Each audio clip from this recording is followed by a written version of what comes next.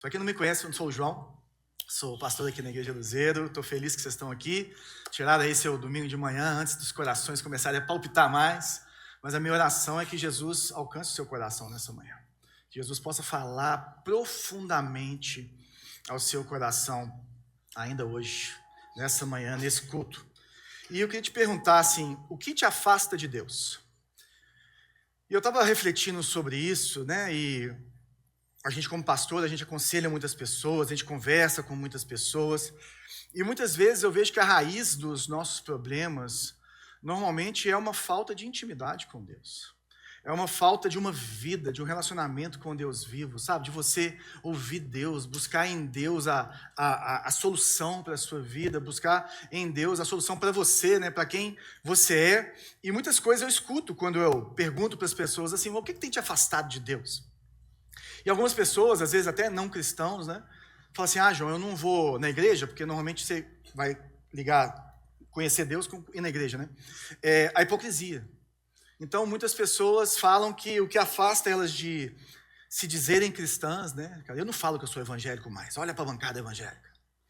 E porque tem pessoas dentro da igreja ou fora da igreja que se dizem cristãs, mas que fazem mau uso desse nome, que tratam os outros mal, que são preconceituosas, que são desonestas, né? E que se for para ser igual a esse povo, eu não quero ser. Eu lembro que no começo da minha caminhada com Jesus, eu tinha conhecido muitos cristãos muito verdadeiros, crentes, e aí eu fui numa excursão, uma gravação de CD do Diante do Trono, lá em São Paulo, chamava Quero Me Apaixonar, isso, 2003. E naquela excursão, no busão indo para São Paulo, eu conheci muitas pessoas que falavam que amavam Jesus, mas seus atos eram diferentes. Eu falei, gente, se for para ser crente desse jeito, eu não quero, não. Então eu também já me afastei um pouco do Senhor por causa da hipocrisia. Às vezes é culpa, né, que você sente, ou um julgamento em relação aos outros. A pessoa fala assim, pastor, a minha vida está bagunçada demais, eu sou pecador demais, eu estou enrolado demais. Então assim, deixa eu consertar minha vida primeiro, e depois eu vou para a igreja, depois eu vou procurar Deus, né?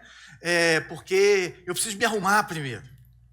Outros falam da perda de autonomia. Então, cara, eu não vou me entregar para Deus, buscar um relacionamento com Deus, porque tem coisas que eu gosto de fazer que Deus não quer que eu faça. Eu não quero parar de ser o dono das minhas escolhas, o dono da minha vida. Eu não quero perder, eu não quero que Deus vai me engessar. Eu não quero viver nessa vida engessada, eu não quero abrir mão da minha liberdade, das minhas escolhas, de quem eu sou assim e pronto. Tem gente que tem trauma, né, da igreja ou de coisas eclesiásticas que foram machucados por pastores, por líderes, por pessoas dentro da igreja do passado e que pegaram trauma em relação à instituição da igreja evangélica, né, por assim falar, e acabam se afastando do Deus dessa igreja, que é um Deus perfeito. Outros, pelos desejos pecaminosos, né, às vezes você fala, eu sou cristão, cara, eu sou crente, eu me entendo como crente, mas dentro de mim, cara, você não tem noção o que passa aqui dentro, João. Tem uns pensamentos que vêm que até os anjos saem de perto. Não é verdade? E então isso acaba, eu não consigo ter uma intimidade com Deus porque eu sou pecador demais, eu tenho uma luta interna, ou tenho alguns pecados assim específicos que eu não consigo largar, eu me sinto muito sujo, muito indigno de ter intimidade com Deus, de estar nessa presença real de um Deus vivo, de um Jesus que quer se relacionar com a gente. Outros vão falar que é falta de tempo, né? Você não sabe a minha vida. Eu acordo 5 horas da manhã, faço café para as crianças, levo para a escola. E aí da escola eu passo na academia, meia hora, corro malho, tomo banho, vou trabalhar, chego em casa 9 horas da noite e começa tudo de novo. Como é que eu vou ler a Bíblia? Como é que eu vou orar, pastor? Como é que vai ser? A minha rotina é muito difícil. Agora, outros colocam a culpa em Satanás, né? O inimigo está enraivecido. É só falar, vou ser crente. E aparece aquela tentação para mim, é só falar, vou ficar firme, e aí vem um problema financeiro, vem, sabe, o inimigo, ele arma ciladas para a minha vida, ele atrapalha a minha vida espiritual, e eu vejo que na minha própria caminhada eu tive esses problemas, como eu falei em relação ao mau testemunho, né, em relação à perda de autonomia, existiam áreas da minha vida que eu não queria entregar para o Senhor, existiam áreas da minha vida que eu queria ter o controle, que eu queria mandar nelas. Já tive momentos em que tive falta de tempo para buscar intimidade com Deus e um relacionamento com Deus. Então, eu creio que todo mundo aqui pode se encaixar em algum desses casos. E isso tudo é verdade. Nós andamos muito cansados, nós temos uma rotina difícil. Muitos podem ter traumas com a igreja, e a igreja é feita de pessoas imperfeitas mesmo. Existem batalhas espirituais, Satanás está guerreando contra a igreja, guerreando contra a sua vida, para que você não tenha intimidade com Deus, para que você fique frio no seu relacionamento com Deus. Mas existe algo que é mais profundo em relação a isso, e é sobre isso que eu quero falar hoje. A gente está na reta final da nossa série Fé Sem Religião, né? E hoje nós vamos falar, o Tiago, né, que é o autor do livro de Tiago, que nós estamos estudando, que nós estamos conversando sobre ele. Se você não sabe, Tiago é irmão, meio-irmão de Jesus. Esse foi um dos primeiros livros do Novo Testamento a serem escritos. E Tiago escreve, então, para essa igreja que está dispersa, né, da perseguição ali em Jerusalém. E fala para esses cristãos que estavam perdendo sua vida, perdendo suas posses. E ele já puxou a orelha deles, falando que os maus desejos do coração geram briga, né? E o Gerê pregou maravilhosamente no domingo passado. Se você não ouviu, se você não participou, vai lá no podcast da Luzeira, escuta essa mensagem da semana passada, que foi incrível.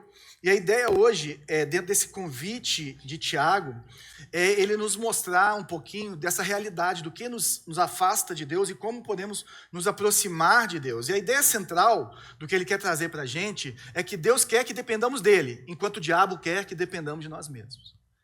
Então a luta é de dependência. A luta é do fundo do seu coração, em quem você confia, quem que é o capitão da sua vida, quem que é o dono da sua vida. E ele vai mostrar então que falta de tempo, medo, culpa, traumas, tudo isso tem uma raiz profunda ali no nosso orgulho. E o Gerê falou muito bem sobre o orgulho na semana passada, mas ele vai trazer essa solução falando que a única forma de nos aproximarmos de Deus é por meio da humildade. Foi onde o Gerê parou na semana passada, na nossa série, quando ele leu Tiago 4,6. Contudo, ele, Jesus, Deus, generosamente nos concede graça. Como dizem as Escrituras, Deus se opõe aos orgulhosos, mas concede graça aos humildes. Então hoje vamos continuar nesse texto, então nós vamos ler aí Tiago 4, de 7 a 10, a gente lê aqui na versão NVT da Bíblia. E o que Tiago quer trazer, ou o que a gente quer ministrar sobre a sua vida, e que Deus tem ministrado na minha vida nesses dias que eu fiquei meditando nesse texto, é como que eu sou essa pessoa humilde, como que eu me aproximo de Deus, como que eu consigo me livrar dessas coisas todas e realmente ter uma vida de intimidade com um Deus vivo. Vamos ler o texto aqui. Portanto, submetam-se a Deus, resistam ao diabo e ele fugirá de vocês. Aproximem-se de Deus e ele se aproximará de vocês. Lavem as mãos, pecadores, purifiquem o coração, vocês que têm a mente dividida. Que haja lágrimas, lamentação e profundo pesar, que haja choro em vez de riso e tristeza em vez de alegria. Humilhem-se diante do Senhor e ele os exaltará. Vamos orar. Oh, Jesus, poucos versículos e muita verdade. Eu oro, Senhor. Um texto que trabalha o básico da fé com a gente, mas que é um básico que nós precisamos viver. É um básico que nós precisamos ter o coração tocado e transformado por isso. E se vivermos isso, teremos uma vida de intimidade com o Senhor, que é o desejo do Senhor para todo ser humano. Então fala conosco e realmente nos leva a esse lugar de arrependimento e intimidade nessa manhã, em nome de Jesus. Amém.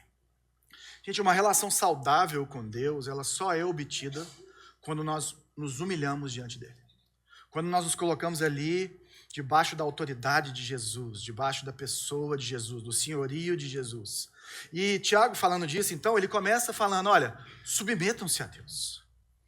E essa palavra submissão, ela tem o sentido no grego, e o sentido é um sentido militar, que é coloque-se no seu lugar, ou fique no seu posto. Então, uma situação, uma colocação para aquele soldado, para aquela pessoa do exército, que ela precisaria se colocar em uma posição, permanecer em uma posição. Então, se submeter não é algo passivo. Essa submissão aqui não é não fazer nada. Pelo contrário, se submeter na ideia do cristão daquele primeiro século, na ideia de Tiago, é obedecer. Esse verbo aqui, né, ele foi usado por Lucas, por exemplo, quando ele fala que Jesus era submisso, era obediente aos seus pais em tudo. Ali no capítulo 2 de Lucas, no verso 51, logo depois daquela treta ali no templo com Jesus. Né? Ou se não, na tradução ali mais antiga de trazer esse ato voluntário de você se colocar sob a autoridade de uma pessoa. Você voluntariamente escolhe se colocar debaixo da autoridade dessa pessoa, com respeito e com obediência. Isso é, por definição, o contrário de orgulho. Porque todo orgulhoso é insubmisso. Todo orgulhoso quer ser o dono do seu nariz. Todo orgulhoso quer dar a palavra final. Todo orgulhoso quer controle. Todo orgulhoso não se entrega, quer vantagem, quer protagonismo. O orgulhoso, ele precisa de ser o protagonista. E o que Tiago está falando, para começar, é que nós precisamos de matar o nosso orgulho nos submetendo a Deus. Ah, mas eu sei o que é melhor para mim. Não, mas para pensar. Quem te criou? Quem criou os céus e a terra e tudo que nele existe? Por que tudo subsiste? Porque Cristo está assentado no trono. Então, se você não acredita que Deus existe, tudo bem. Seja o protagonista da sua vida.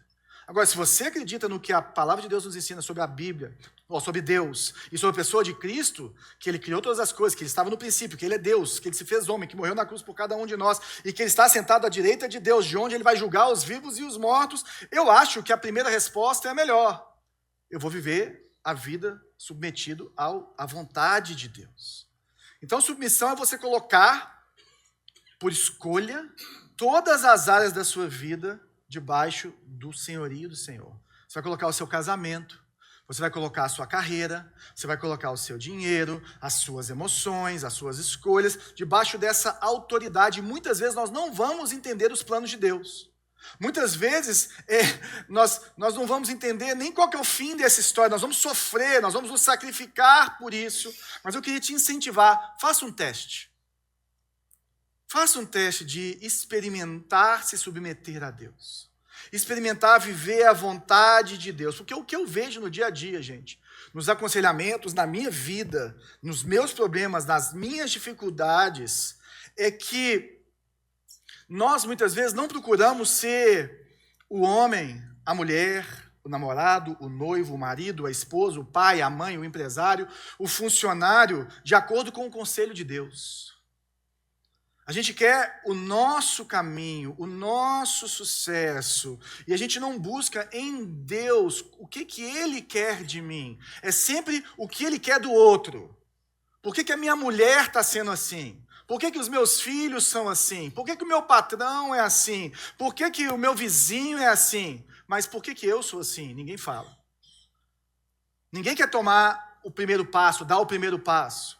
Ninguém quer falar assim, não, mas eu estou com o coração limpo diante de Deus, porque eu estou fazendo a minha parte. E fazer a sua parte é olhar para o conselho de Deus e viver ele, mesmo que tudo aponte para o lado oposto. Então a gente às vezes não faz nada. E aí Jesus ensinou a gente a orar, né? E na oração do Pai Nosso, ele fala assim, seja feita a tua vontade, assim na terra como no céu. Orar, seja feita a tua vontade, não é desarmar o orgulho. Orar, seja feita a tua vontade, não é você pedir para Deus para que não a sua, mas a vontade dele seja feita na sua vida, ao seu redor. Então, às vezes, você tem dificuldade de se submeter a Deus. Tem dificuldade de entregar alguma área da sua vida a Deus. Eu já tive muito isso. Eu luto todos os dias para entregar todas as áreas da minha vida. Mas, pelo menos, nas suas orações, a partir de hoje, peça para Ele te dar forças para que você possa vencer os seus problemas, os seus pecados, para que você possa se submeter a Ele, para que Ele te transforme aonde você não consegue ser transformado, para que Ele seja Senhor da sua vida. Então, primeiro, submetam-se a Deus. Antes de pensar na falta de tempo, antes de pensar no que o pastor falou com você, no que o conselheiro falou com você, se submeta a Deus. Qual que é o conselho de Deus para a minha vida? Eu vou caminhar nele. Por quê? Porque Deus é perfeito. Porque Deus é criador. E aí ele fala, ó, resistam ao diabo e ele fugirá de vocês. A gente foge do diabo e resiste à tentação, não é verdade? E a gente sempre se dá mal por isso. A Bíblia não manda a gente resistir à tentação, manda a gente fugir da tentação. Tentação você passa longe, você coloca barras de proteção, você não anda na beira do abismo. Tentação você foge dela, você sai de perto. Agora do diabo, você fica firme. Quem que nunca tentou obedecer Deus e viu Satanás tentando interferir? Quem que nunca tentou reverter uma situação na sua vida, viver com o Senhor e não ver as tentações de Satanás chegando? E o pecado predileto de Satanás é a vaidade, é o orgulho. Ele vai tentar com que nós possamos ser protagonistas das nossas vidas. Que a gente tome o controle de tudo. Como ele falou para Adão e Eva. Olha, Eva, Deus está querendo que você não seja como ele. Deus não quer que você seja protagonista. Deus não quer que você saiba da verdade. Só você comer desse fruto aqui, Eva, que você vai ser como ele. Traz o orgulho, traz essa vontade de ser protagonista. Quem falou com Jesus? Jesus tem um caminho mais rápido para essa história. Jesus, se prostra diante de mim e todos os povos da terra vão te adorar. Para que o caminho da cruz, Jesus? Para que o caminho da cruz? E quando Paulo vai falar para Timóteo sobre o caráter dos presbíteros, dos pastores, em 1 Timóteo, no capítulo 3, ele fala, olha, essas pessoas não podem ser novas convertidas para que Satanás não os deixe orgulhosos. É a mesma coisa. Satanás tenta fazer com que nós achemos que nós somos melhores do que somos, que nós merecemos mais. E aonde existe vaidade, gente, não sobe espaço para a glória de Deus. Onde você quer ser protagonista, onde você quer ser o melhor, e não tem problema nenhum você dar o seu melhor e ser o melhor no que você faz. Que bom que você é, que bom que você faz. Continue sendo assim. Mas quem te colocou naquele lugar? Porque você vai se tornar uma celebridade ou um servo. Vai depender do seu coração. Porque independente do sucesso que você tem, o nosso lugar em Deus é um lugar de servo. O nosso lugar em Deus é um lugar de pessoas que sabem que se eu tenho sucesso é porque Deus abriu as portas, porque Deus me capacitou.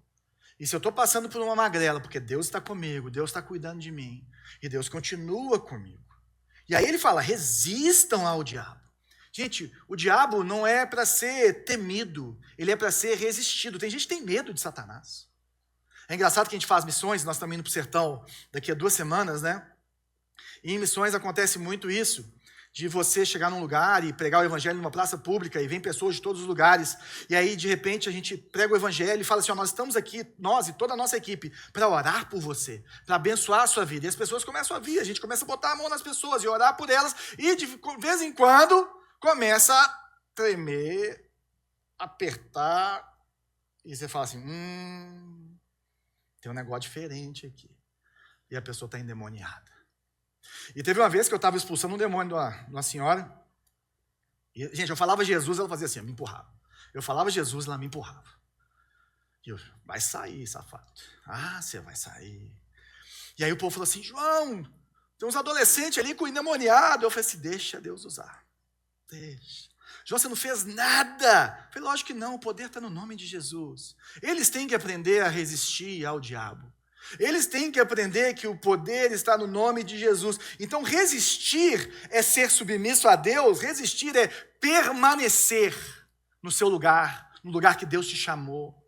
E o Satanás se levanta, Satanás arruma confusão, Satanás traz as tentações e você permanece.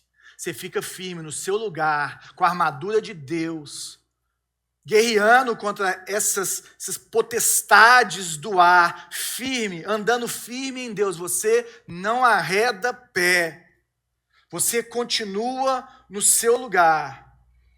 E assim nós vamos dar lugar para Deus agir. Sabe quando você vai expulsar um demônio de uma pessoa? No dia que você botar a mão na cabeça dela e falar, sai em nome de Jesus. Enquanto você não fizer isso, você não vai expulsar demônio nenhum. Ninguém vai converter com a sua pregação enquanto você não pregar o evangelho. Você não vai viver os milagres de Deus e ver Satanás recuando nas tentativas de te atacar enquanto você não permanecer firme em Deus. Então, nós precisamos nos colocarmos nesse lugar, dar lugar para Deus agir. Porque enquanto só você age, não tem espaço para Deus. Nós precisamos de espaço para Deus. Espaço para Deus vem por meio da obediência. Espaço para Deus vem por meio da submissão. E aí Deus vai agir no seu casamento, vai agir na sua vida, Ele vai vir. Mas João, como que eu faço para resistir, gente? E o Osborne, ele escreveu um comentário incrível sobre isso. Não temos nenhuma chance contra ele nas nossas forças. Contra quem? Contra Satanás. E a nossa única esperança é nos colocarmos sob o Senhor e recebermos essa força suficiente para encontrar a vitória. Somos capazes de resistir e ficar contra ele somente quando capacitados pelo Espírito. E o Espírito é o Santo, o Espírito Santo. Você quer resistir ao diabo? Você precisa se encher de Deus. Você não vai conseguir resistir ao diabo enquanto você for protagonista da sua vida. Você não vai conseguir resistir ao diabo enquanto você não entregar o controle da sua vida para Deus. Enquanto você não esperar em Deus, porque ele foge não é de você, ele foge de Jesus em você. Ele foge daquele que já condenou ele. E a resistência, então, a força para resistir, ela vem da submissão. A força para resistir vem da obediência, de uma vida cheia de Deus. Gente, isso é o contrário, o oposto do protagonista, do orgulhoso, do autossuficiente que dá conta de tudo. Então, resistir não é fugir. Resistir é fugir da tentação e manter o seu posto. É isso que ele está trazendo para a gente. Mantenha-se no seu lugar, resista, fique firme, mantenha a sua postura, porque a palavra de Deus nos garante que ele vai nos dar vitória. Que Satanás é um derrotado e que ele não vai prevalecer sobre a sua vida, sobre a sua família, sobre a sua casa, porque você se posicionou em Deus. Você se posicionou como um fraco obediente, um fraco submisso. E aí ele nos chama, nos convoca, aproximem-se de Deus e ele se aproximará de vocês. Lavem as mãos, pecadores, purifiquem o coração, vocês que têm a mente dividida, aproximem-se de Deus. Gente, na Septuaginta, não sei se você sabe, a Septuaginta é uma tradução ali do Antigo Testamento que se usava na época de Jesus, no grego, e então eles tinham todo o Antigo Testamento que é escrito basicamente em hebraico, mas ele é escrito todo em grego na Septuaginta. Então tem várias palavras que foram usadas para traduzir do hebraico para o grego ali na Septuaginta em relação ao Antigo Testamento. Por isso que muitas vezes a gente consegue citar grego no Antigo Testamento. Eu sei que ficou meio confuso, mas é isso aí.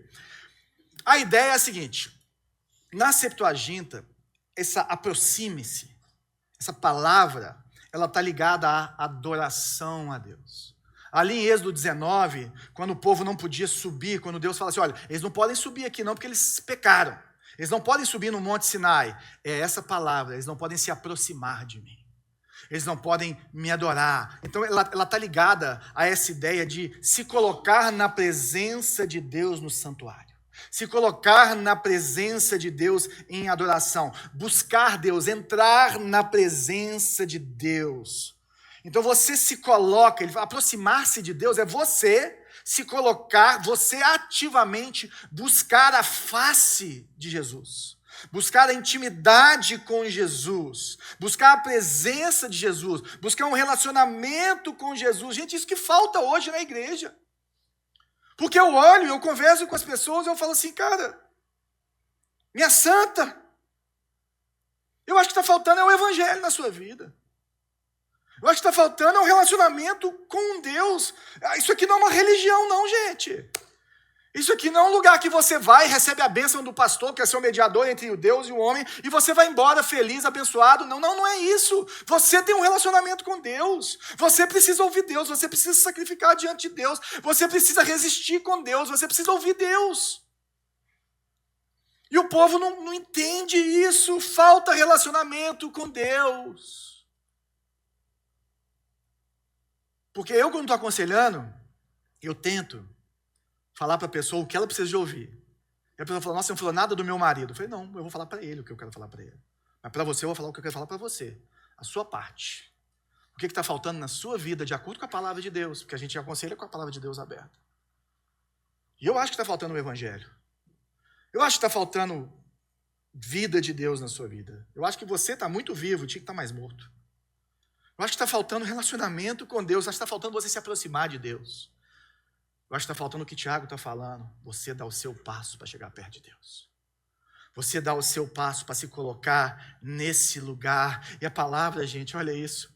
Ele fala, se você se aproximar, ele vai se aproximar de vocês.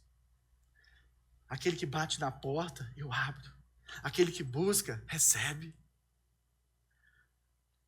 Gente, existe uma promessa de Deus de que ele vai sempre ser alcançado por aqueles que o buscam. Você está à distância de uma oração do Criador de todas as coisas. E você não usa esse acesso VIP que você tem. Você não usa essa chave da vitória, como os pastores coach gostam de falar. Eu vou te falar, pega essa bênção. Recebe. As coisas que eu tenho mais raiva, eu vou abrir meu coração para vocês. Vou falar. Deixa eu respirar. Todo domingo, o pastor vai lá na rede social e fala assim, porque eu recebi algo do céu, que se você não vier aqui, você não vai receber essa semana. E a sua vida acabou. Então ele é o oráculo, né? É o oráculo. Eu não dou conta, eu passo mal. Então vocês passam mal comigo agora também. Porque a comunhão é uma via de mão dupla. Comunhão é você se aproxima de Deus, ele te aproxima de você. Ah, João, mas Deus não aproxima de mim. Gente, Deus já se aproximou de você. Jesus já virou homem, morreu na cruz do Calvário pelo seu pecado, para você entrar na presença de Deus sem culpa. Jesus já venceu para você resistir a Satanás. Então ele já fez todo o trabalho, agora dá seus passinhos. Se coloca diante de Deus, se achegue a ele. Agora, o ponto dele aqui é o que o Gerê começou a trabalhar na semana passada, que você não pode ser amigo de Deus e amigo do mundo, ou desses desejos que nos afastam de Deus. Não tem como você ter intimidade com Deus e intimidade com o pecado ao mesmo tempo.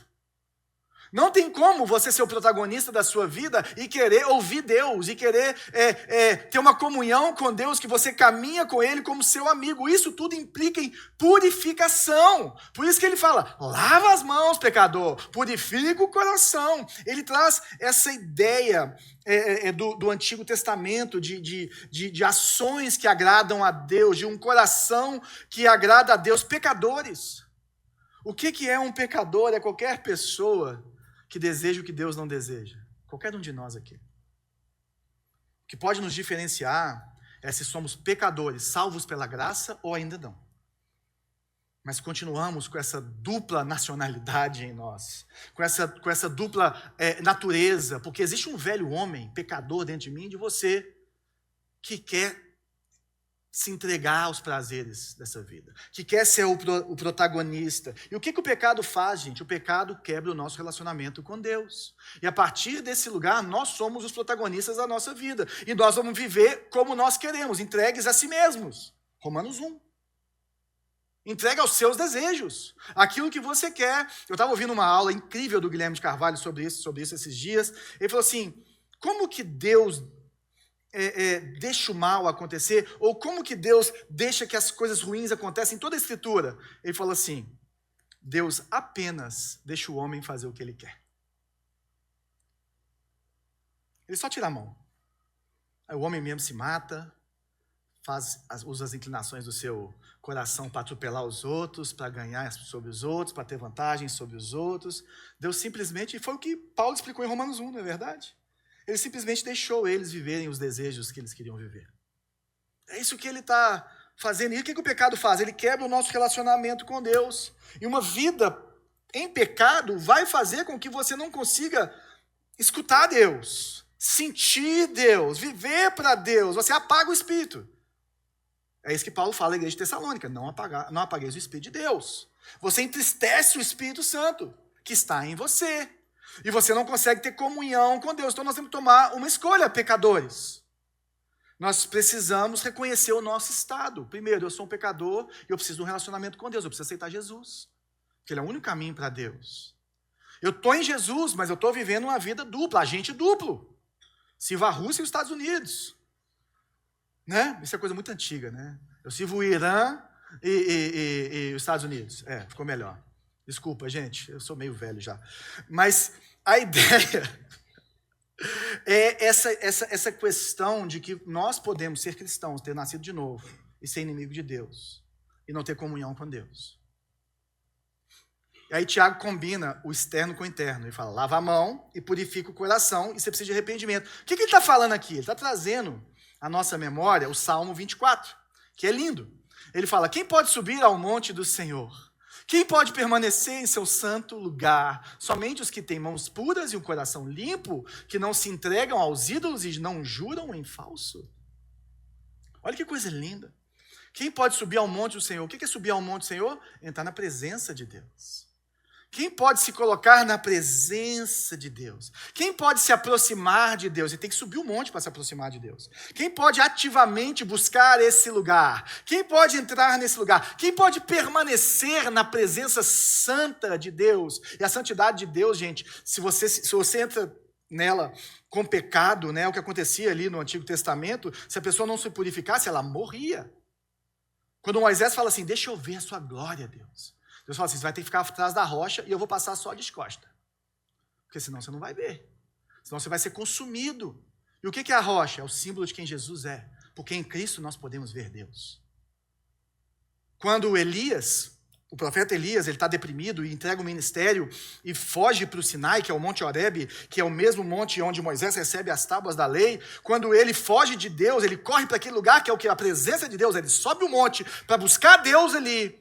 E aí vem todas as manifestações de Deus, você pode pensar no Antigo Testamento, fogo, chuva, e por aí vai, terremoto. E aí o que acontece? Ele entra numa caverna, não é?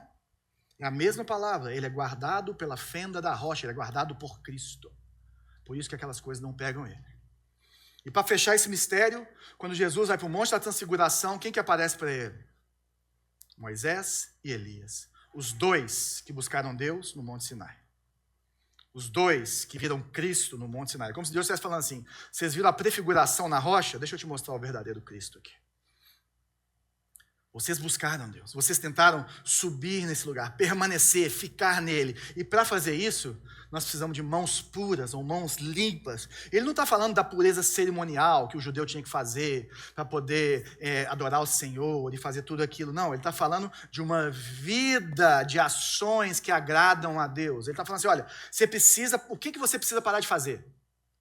O que você faz na sua vida? Quais ações que você tem? O que você toca? Como você age que não agrada a Deus? Você precisa tirar isso agora da sua vida. Agora, o que você está deixando de fazer para lavar a mão? Para se purificar diante do Senhor? O que você precisa colocar na sua rotina? O que você precisa começar a fazer no seu casamento, no seu trabalho, no seu devocional, na sua vida com Deus, em relação ao seu corpo? O que você precisa começar a fazer? Porque o chamado é para viver em santidade. Viver em santidade significa viver uma vida para a glória de Deus, exclusivo para Deus. E isso nos traz ao tema de arrependimento sincero, obediência pela fé. E arrepender é dar a volta e voltar para outro caminho. É escolher outros caminhos, escolher outras formas de conversar com a sua esposa, ou dialogar com a sua esposa, ou de arrumar o seu casamento. Outras formas de resolver os seus negócios e os seus problemas nos negócios. Outra forma de lidar com os seus desejos. Nós precisamos de colocar isso no filtro do Senhor, viver em santidade, viver uma vida exclusiva para Ele. E para isso nós precisamos de purificar o coração. Então nós precisamos de olhar para esses desejos pecaminosos que nós temos e vamos ter. Mas nós temos que parar de alimentar esses desejos.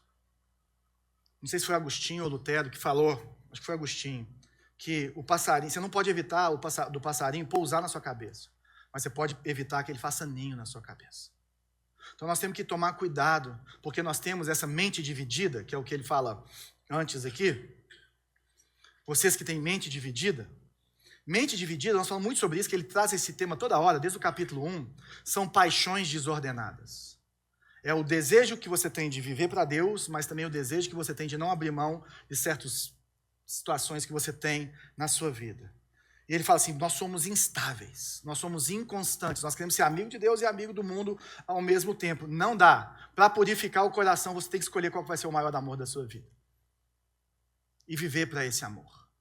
Não é isso que o Gerê falou na semana passada sobre adultério espiritual, né? Não é isso que se espera de um cônjuge? Que você escolha sempre ele em primeiro lugar, que você ame ele, que você se entregue fisicamente, emocionalmente, financeiramente, completamente para o seu cônjuge. Não é isso que é o casamento, a aliança do casamento que a Bíblia nos ensina? nus, sem vergonha, em todas as áreas, e não, sem vergonha no sentido de não ter vergonha, né? Pode ter parecido estranho. Mas é sem vergonha também, porque está casado. É isso aí. Mas o que você precisa parar de ver e pensar? O que você não pode alimentar no seu coração, nos seus olhos, nas suas vistas? O que você tem que parar de ver e de pensar para que o seu coração não fique contaminado?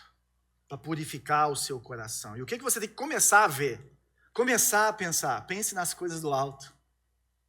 Pense nas coisas de Deus. Pense na palavra de Deus. Pense em como Jesus faria, o que Jesus faria, qual que é o coração de Jesus em relação a isso. E aí ele continua falando que haja lamentação e profundo pesar, que haja choro em vez de riso e tristeza em vez de alegria. Gente, esse versículo é incrível. É o mais duro de todo esse texto, mas ele é incrível, porque a gente precisa pensar, por que Tiago fala para eu lamentar? Por que ele fala para eu chorar? Porque nós temos essa tendência, péssima tendência, de tratar nosso pecado com leveza. O dos outros é pesado. Agora o nosso, eu fiz isso porque você fez isso. Mas você não sabe o tanto que eu sou fraco. Mas você não sabe não sei o que. Não, eu sei isso tudo. Mas que hora você vai olhar para o seu pecado da forma certa? Que hora que você vai tirar o riso e a alegria? E riso e alegria, ele está falando dessa diversão que nós temos em falar do pecado. Celebrando o pecado, celebrando esses prazeres, nos deleitando no pecado, ou tendo uma postura indiferente em relação ao pecado. Eu não faço não, mas eu falo com a boca cheia do esquema, né? Acho lindo. Participo de todos os grupos do WhatsApp. Respondo todas as perguntas. Faço brincadeirinhas que não deveriam sair da minha boca. Ele está falando, você tem que tirar o riso do seu rosto. Você quer ter intimidade com Deus? Você quer realmente viver para Deus? Você quer realmente ter sua vida transformada por Deus? Pare de se deleitar no pecado, nem que seja no comentário. Para de brincar com o pecado, para de ignorar o pecado. Ele fala, olha, precisa ter lágrima. Sabe o que é lágrima? É uma angústia da miséria que o pecado nos leva. Lágrima é você chorar porque você está distante do Senhor. Porque o pecado te afasta de Deus. Porque o pecado é uma tragédia que afasta o homem de Deus, que quebra o nosso relacionamento com Deus. Foi o pecado que nos afastou de Deus. E nós não podemos rir disso, nós temos que chorar. E não só do nosso, temos que chorar dos outros. Está aqui tio Pedro, o maior evangelista que eu conheço. Prazer de ter ele como meu irmão, meu amigo, meu mentor. E esse homem chora pelo pecado de qualquer pessoa, até daquelas que você acha que devia ir para o fundo do inferno. Ele que visita as prostitutas. Ele que visita presídio de pessoas que abusam de crianças. Pedófilos. Ele chora pelo pecado. A gente tem que aprender a chorar pelo pecado. Sabe por quê? Porque se a gente não chora pelo pecado, nós não vamos mostrar a luz do Senhor e a salvação do Senhor para as pessoas, porque está tudo bem. Está tudo bem. E as pessoas vão se perdendo.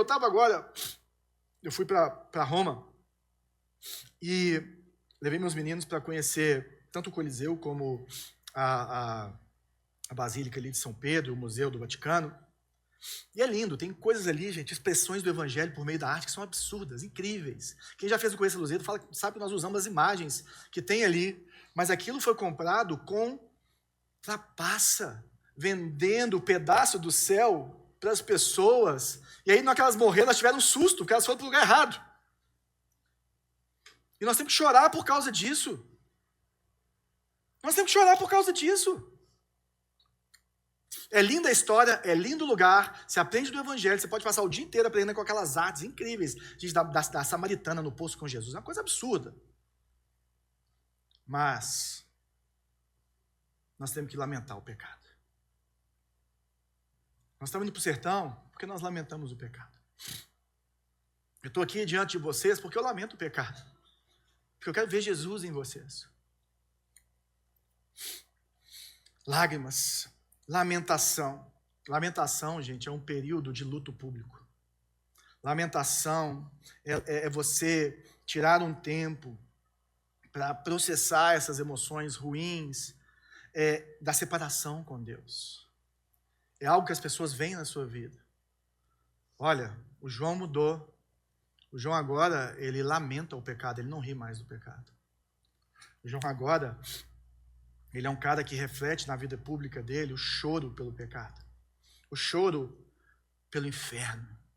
O choro por pessoas estarem separadas de Deus e vivendo para si mesmas e achando que está tudo bem. E um dia Jesus vai voltar e vai ser pego no susto. E isso é muito claro na Bíblia, que existem pessoas que vão ser pegas no susto. Os cristãos não sabem a hora, mas eles esperam que Jesus volte. O susto nosso é, foi agora. O deles é, Jesus existe, eu vou para o inferno. Lamentação. Profundo pesar. Profundo. É aquele choro, gente, de gritar. Quem tem filho sabe o que eu estou falando. Você tirou meu videogame. É aquele choro. Sabe por quê, gente? Porque o verdadeiro arrependimento dói. Guarda isso. O verdadeiro arrependimento dói. O verdadeiro arrependimento significa que houve uma morte dentro de nós. Existe algo que estava vivo, mas que agora morreu dentro de nós. E nós nos entristecemos com o pecado que nós cometemos e com o pecado da humanidade. E isso precisa se tornar, ou se torna evidente em nós, porque nós mudamos de vida. E o que Tiago então está nos trazendo não brinca com o pecado. Não fica rindo no pecado. Não se envolva com o pecado. E aí sim, você vai perder amizades, você vai perder negócios, você vai perder um monte de coisa, porque você não bota a mão no pecado. Porque você não se envolve com essas coisas. Você pode ter perda o que for, mas com Jesus eu não tenho perda, porque eu me submeto a Ele. E Ele cuida de mim. E aqui Tiago então está nos lembrando do Sermão da Montanha, óbvio. Das bem-aventuranças. Felizes os que choram, pois serão consolados. Meu querido, se você chorar pelo pecado seu e do próximo, você vai ser consolado pelo Senhor. Se você chorar pela coisa certa, você vai encontrar consolo, você vai encontrar força em Deus para encontrar a verdadeira alegria, a verdadeira paz. Agora Lucas coloca isso de uma forma incrível. Felizes são vocês que agora choram, pois no devido tempo rirão. Jesus falando desses falsos profetas. Falando assim, olha, agora nós temos que chorar. Você vai rir, mas você vai rir da coisa certa. Você vai sorrir, você vai se alegrar com a coisa certa.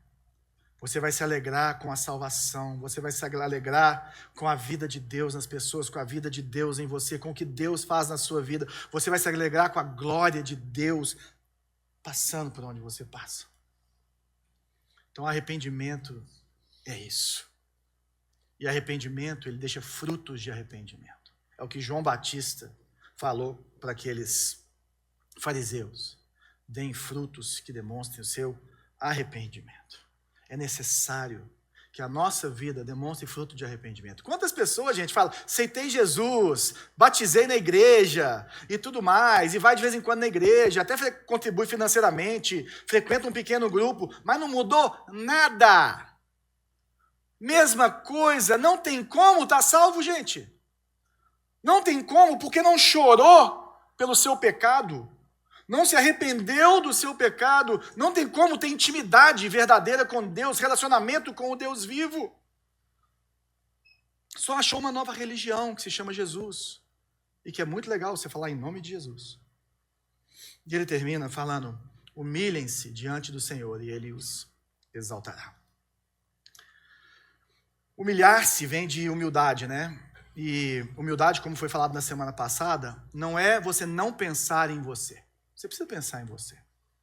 Você precisa refletir sobre quem você é. Você precisa refletir sobre os seus bons atos, os maus atos, sobre como está o seu coração. Humildade também não é você pensar só nos outros. Olha como ele não pensa nele, não faz nada para ele, pensa só nos outros. Não, humildade também é pensar nos outros. Humildade também não é falta de coragem, porque o humilde é corajoso. Jesus ele era humilde e poderoso. Poderoso em palavras, poderoso em tudo. Humildade é pensar menos em você, ou em você menos.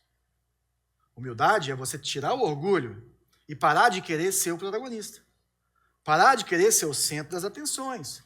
Parar de querer que tudo que acontece, tudo que Deus faz para você e tudo que o universo conspira a seu favor, seja para a sua alegria. Porque na vida com Deus existe choro, existe lamento. Nesse mundo existe um lamento. Jesus vai voltar. Não vai ter mais choro, não vai ter mais lágrima. Vai ser só alegria, meu irmão. Só sorriso por coisa boa. Só a vida sem pecado. Mas agora nós precisamos de pensar menos em nós. E o que nós temos que pensar? Na glória de Deus. O que eu estou fazendo glorifica a Deus. O que eu estou fazendo me faz mais amigo de Deus. Me demonstra que eu sou amigo de Deus. O que eu estou fazendo agrada a Deus. E isso vai te custar, e vai te custar muito. O chamado do Evangelho é para largar tudo para trás e seguir Jesus. É para carregar a sua cruz e seguir Ele. O chamado do Evangelho é para você negar a si mesmo. Abrir mão do seu orgulho. Abrir mão de muitas coisas. Deus vai cuidar de você, meu querido. Deus vai te dar as coisas que você precisa. Deus vai trazer alegria. Deus vai te dar prazeres incríveis nesse mundo. Mas no centro do seu coração precisa estar uma pessoa que é humilde, que se humilha diante dele e que sabe que nós podemos sofrer por causa do Evangelho. Tem uma passagem em Atos incrível. Estou lendo Atos, coincidiu dos 2 devocionais que eu estou fazendo, estão passando por Atos. Tanto de um ano da igreja, quanto só do Novo Testamento. Então eu estou super imerso ali na história de Atos. E tem uma hora que os apóstolos são presos e eles começam a fazer festinha na prisão. E sabe por que eles estavam fazendo festinha na prisão? Não é porque eles tinham televisão e acesso à Copa do Mundo, não. Eles estavam fazendo festinha na prisão porque eles foram presos pelo nome de Jesus e eles se sentiram tão abençoados por sofrerem, por falar de Jesus para as pessoas, que eles começaram a cantar, a se alegrar.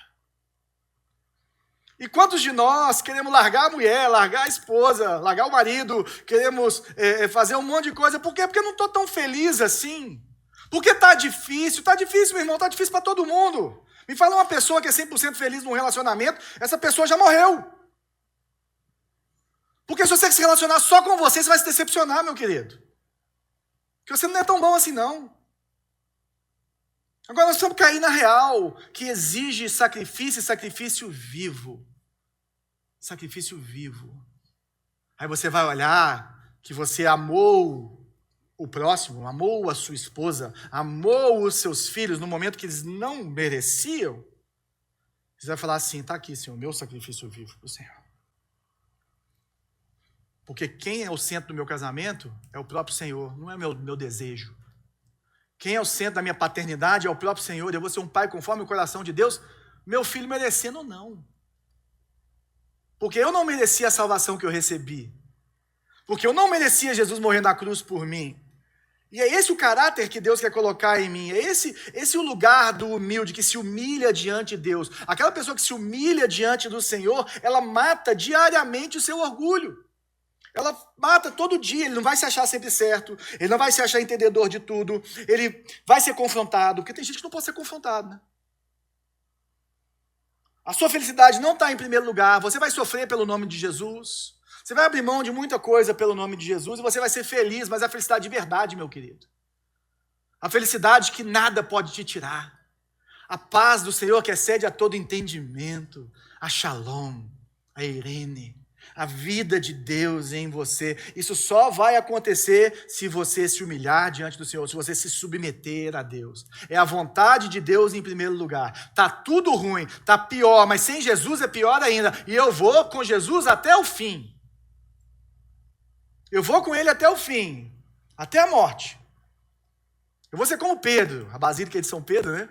Eu vou ser como Pedro, que foi ser crucificado e falou assim, eu não sou digno de ser crucificado igual ao meu Senhor, então me crucifica de cabeça para baixo. Eu vou até a morte com ele. Porque a amizade com Deus está em primeiro lugar. O prazer no meu casamento não está em primeiro lugar. As riquezas não estão em primeiro lugar. Tudo isso faz parte, tudo isso nós queremos, tudo isso nós vamos buscar. Mas não pode estar em primeiro lugar. A glória de Deus está em primeiro lugar. E para vivermos para a glória de Deus e encontrarmos essa satisfação em Deus, mãos limpas e um coração puro. Vida dedicado a Ele. É como Davi escreveu no Salmo. Deus não despreza o coração quebrantado.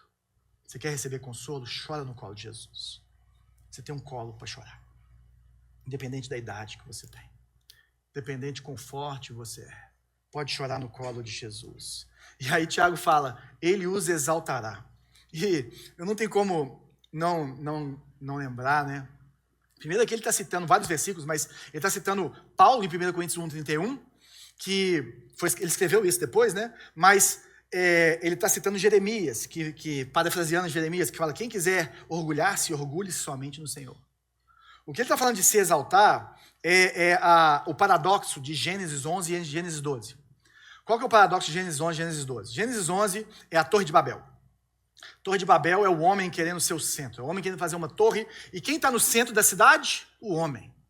O homem no centro. Deus fala assim, aqui não tem homem no centro em lugar nenhum, eu vou destruir essa torre, vou confundir as línguas, porque vocês não vão ser o centro de nada. Está entendendo? Só que qual que é o paradoxo? Aí chega em Gênesis 12, ele vê o Abraão lá e fala assim, eu vou te fazer grande e poderoso. Mas você acabou de acabar com o poder do povo, você acabou de não deixar o povo ser exaltado, como é que você vai exaltar o Abraão? A diferença, gente, é quem está no centro. Porque Abraão foi exaltado, e toda vez que Abraão é exaltado, nós não vemos o Abraão, nós vemos o Deus de Abraão, o Deus de Isaac, o Deus de Jacó. Toda vez que você fechar um contrato milionário, toda vez que você estiver vivendo um momento incrível no seu casamento, nos seus relacionamentos, toda vez que Deus der aquela piscadinha para você, não se esqueça, exalte o Senhor. É Deus na sua vida, é graça, é favor de Deus. Qual que é a diferença de Babel para Nova Jerusalém, que desce do céu em Apocalipse 21 e 22? Apocalipse. É quem está no centro. No centro da cidade de Deus, que é a cidade que nós, que estamos em Cristo, vamos viver quando Ele voltar. Quem está no centro é o próprio Senhor, o trono de Deus está lá. E aí desse trono de Deus correm rios de águas vivas. E ao redor desse rio existem árvores. E essas árvores elas são nutridas pela vida dos rios de Deus que vêm e nutrem elas. E as folhas dessas árvores são capazes de curar as nações. É esse o rio que vem na sua vida pelo Espírito Santo de Deus. É esse o rio que tem que fluir na sua vida, no seu trabalho. É esse o rio que precisa ser exaltado e por onde você passar as pessoas precisam ver a glória de Deus, a presença de Deus. Não é o João, é o Deus do João. Não é a Luzeiro, é o Deus da Luzeiro. Não é a sua família, é o Deus da sua família. É o milagre de Deus, precisa dar espaço para Deus. A diferença é quem está no centro. E para ter alguém no centro, você tem que sair do centro. Nós vemos um acampamento que chama Davi, em 2013, com as crianças e com os adolescentes. E o ponto era quem estava no centro. A gente fez um teatro que o Davi ficava no centro. E aí, de repente, ele saía e Deus entrava e sentava. E a minha oração é que hoje você possa colocar Deus no centro do seu coração. E você possa caminhar com Deus. Você seja amigo de Deus. O que tem te afastado de Deus? O que te afasta de Deus? Eu vou pegar aqui alguns pontos para a gente refletir, para você anotar, para você colocar em prática. Eu queria que você colocasse em prática um desses pontos, o que mais precisa na sua semana. E o primeiro deles é submissão a Deus. Será que está faltando submissão? Talvez você está aqui nos visitando e você está vendo esse pastor falando de inferno, de um monte de coisa. Eu queria te falar, gente, o inferno é real, você é muito bem-vindo, pode voltar aqui o dia que você quiser, espero que você tenha gostado. Mas o que eu queria falar para você, que está nos visitando, ou que ainda não entregou sua vida para Jesus, é que tudo começa com um relacionamento com Deus. E para você ter um relacionamento com Deus, você precisa de se render a Ele. Pede para Jesus entrar na sua vida. Fala, Jesus, vem ser Senhor e Salvador da minha vida. Se arrependa dos seus pecados. Sua vida vai mudar. É a decisão mais importante que você precisa tomar na sua vida. Mais importante com quem você vai casar, ou com quem você casou, de ter filhos, de ter sucesso empresarial. A decisão mais importante de um ser humano é pedir para Cristo entrar na sua vida e transformar a sua vida. Porque daqui a 100 anos, o carro que você dirigiu não importa, o apartamento que você morou não importa, quantas viagens você fez não importa, o que importa no final da história é se você teve ou não um relacionamento com Deus. Chama Jesus para entrar na sua vida. Agora, você que já chamou Jesus para entrar na sua vida, em qual área você ainda está mandando? Em qual área você está sendo insubmisso a Deus? Nas finanças, na sexualidade, em como você trata a sua família, sei lá. Onde você precisa, como homem, como mulher, como pai, como mãe, como esposa, como marido, como empresário, como funcionário, onde você precisa ser submisso a Deus, se colocar diante dele. Talvez seja isso que você precisa fazer hoje. Essa escolha que você precisa fazer hoje. Tiago também falou da resistência ao diabo. Para de ter medo do diabo. O diabo vai se levantar. Nós vivemos numa guerra espiritual. Ele levanta os principados e potestades. Nós temos que colocar a armadura de Deus, Efésios capítulo 6. Agora, fica firme. Não arreda pé. Não arreda pé. Não acredita nas mentiras do diabo. Não acredite nos atalhos que o diabo oferece, como ele ofereceu para Jesus. Gente, Jesus foi submisso até morte e morte de cruz. Ele abriu mão da sua glória. Ele não foi orgulhoso. Ele foi servo. E servo até o fim. Jesus resistiu ao diabo. Jesus ficou firme na palavra. Jesus não abriu mão dos planos de Deus para a vida dele. Jesus não pegou atalhos. Resista ao diabo. Fica firme. Fica firme que Deus vai te dar vitória. Comunhão com Deus. Se alimente espiritualmente. Leia a Bíblia. Ore. Coloque uma prioridade na sua agenda. De ler pelo menos 3 versículos da Bíblia, uma passagem da Bíblia, um capítulo, Novo Testamento em um ano. Gente, o Novo Testamento em um ano é menos de um capítulo por dia. Coloque isso. Tenha um tempo de oração, no ônibus, no carro, para um pouco, conversa com Deus. Coloca 2 louvorzinhos para você ouvir e adorar a Deus, aqueles que te colocam pentecostal. Sabe, aqueles do fogo? Gente, Jesus está vivo. Jesus quer falar com você. Jesus quer se relacionar com você. Jesus quer fortalecer a sua vida. Ele quer ter um relacionamento íntimo, verdadeiro, vivo com você. Você precisa só começar a subir esse monte. Você precisa só se colocar nesse lugar. Talvez esteja faltando arrependimento. Limpar as mãos, limpar o coração. Onde que a sua mente está dividida? O que você precisa parar de ver? O que você precisa começar a ver? O que você precisa parar de fazer? O que você precisa começar a fazer?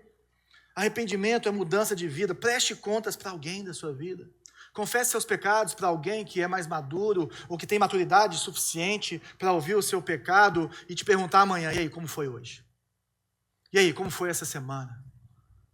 E aí, você não apelou com a sua mulher essa semana? Uau! Apelei hoje. Temos mais uma semana pela frente. Preste contas. Se coloque nesse lugar. Lugar de prestação de contas, de comunhão da Luzia, se chama pequenos grupos. Então, se você está visitando, nossos pequenos grupos eles são um pouco estranhos para quem não vive essa realidade. Não são melhores nem piores, só são desse jeito que a gente faz assim por aqui. Eles são fechados, no começo de cada semestre, a gente junta as pessoas que se inscrevem, colocamos elas em grupos, e elas vão viver um ano e meio juntas, como igreja, ou em casais, ou separado, ou em mulher, ou misto, seja lá o que for. Nós colocamos essas pessoas juntas e elas começam a viver a palavra de Deus juntas, com intimidade. A partir de agosto agora, os pequenos grupos vão ser só para quem já fez o Conheça Luzeiro. Tá? Então você não precisa ter escolhido se batizar depois do Conheça Luzeiro, você não precisa ter escolhido ser membro, só de ter feito o Conheça Luzeiro, a gente te conhece, você nos conhece, você pode participar do pequeno grupo. Mas é por uma questão da igreja está crescendo, a gente não está conseguindo saber os rostos das pessoas que nós estamos colocando nos grupos. E nós queremos te conhecer, são 4 encontros só. Nós já fizemos 7 em 6 meses. Nós estamos fechando, dia 19 vem aqui que tem batismo, tem apresentação de membro, vai ser incrível. Agora, no segundo semestre, você pode se inscrever, só fazer o Conheça Luzeiro, vai ter de manhã e de noite em agosto. Domingo de manhã e domingo de noite. Faça. Tem exceções? Tem. Quem já está em pequeno grupo e não fez, vai ter que sair? Não. Calma, gente. Não é seita também não. Mas existem passos para que a gente possa chegar nesse lugar. E eu te falo, se você perguntar para qualquer pessoa que está no pequeno grupo, 90% dessas pessoas vão falar assim: vá para um pequeno grupo, tenha comunhão com as pessoas, tenha arrependimento, mude, fuja da tentação e, por último, humildade diante de Deus. Comece a pensar menos em você. Comece a não querer ser mais o protagonista da sua vida. Tenha relacionamentos íntimos no meio do povo de Deus. Se coloque nesse lugar. Gente, você está num pequeno grupo com 8 pessoas, 9 pessoas, 10 pessoas durante um ano, você vai ter que se abrir. Ninguém vai te forçar a nada. Se você quiser ficar calado o tempo inteiro, você que vai perder. Mas assim, vai te levar para um lugar onde as pessoas vão poder falar na sua vida. Compartilhar. Chorar com você. Sorrir com você nas suas vitórias. É incrível. Eu já participei de 3 ciclos de pequeno grupo. E todos eles foram incríveis na minha vida. Todos eles. Nós só discernimos os nossos pecados mais profundos quando nós temos relacionamentos íntimos. Você sozinho não consegue discernir os seus pecados. Você sozinho não consegue ter esse feedback que você precisa no meio da igreja para que você seja mais parecido com Jesus. Para que você tenha esse lugar em Deus. Então, gente, o que você precisa trabalhar? Escolhe um. Mas eu queria que você gastasse pelo menos 5 minutos do seu dia, durante essa semana, orando, confessando e buscando viver essas coisas. Não se esqueça que o auxílio de Deus só vem quando nós damos espaço para Deus. E que não existe comunhão com Deus e comunhão com o mundo. Comunhão com Deus e comunhão com o pecado. Você pode ter dificuldades, vamos caminhar junto. Comece a incluir nas suas orações: Deus, eu me rendo. Eu queria que você orasse hoje, nós vamos orar agora, eu vou te dar um tempinho para você orar. Eu queria que você orasse isso: Senhor, eu me rendo. Seja feita a tua vontade e não a minha. Será que você pode orar isso comigo? Senhor, eu me rendo. Seja feita a tua vontade e não a minha. Vamos orar? Jesus, estamos aqui diante do Senhor.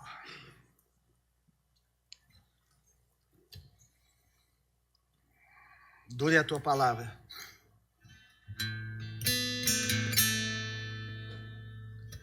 A tua palavra fala que se nós queremos te seguir, nós temos que deixar para trás pai e mãe, nós temos que carregar a nossa cruz, nós temos que morrer para nós mesmos diariamente e viver para o Senhor.